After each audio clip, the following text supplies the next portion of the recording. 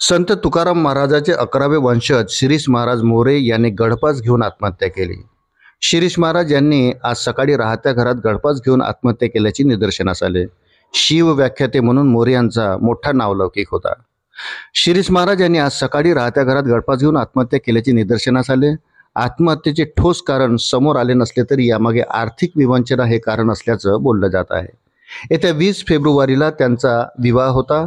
त्यापूर्वीच महाराजांनी हे पाऊल उचलल्याने देहूवासियांना मोठा धक्का बसला आहे. वृत्त सविस्तर जाणून घेण्याकरता चॅनलला सबस्क्राईब जरूर करा.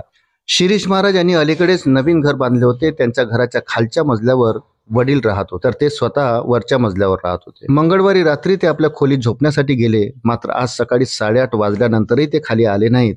घरच्यांनी दरवाजा ठोठावला पण आतून काहीच प्रतिसाद मिळाला नाही. त्यामुळे जबरदस्तीने दार तोडून पाहिले असता त्यांनी पंख्याच्या हुकाला उपरण्याने गळफास घेतल्याची निदर्शनास आले. शिरीष महाराज यांनी आत्महत्येपूर्वी एक चिठ्ठी लिहून ठेवली आहे, ज्यामध्ये त्यांनी आर्थिक विवंचनेमुळे आत्महत्या करत असल्याचा उल्लेख केला.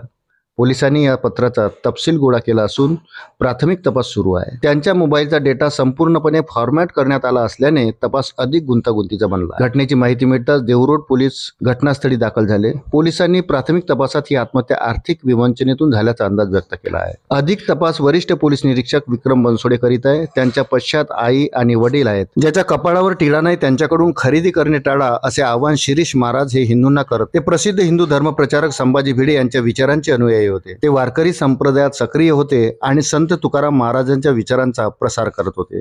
त्यांचे निगडी येथे इडली उपहारगृह देखील होते. हिंदूवर होणाऱ्या अन्याय अत्याचारावर ते कायम भाष्य करत असे.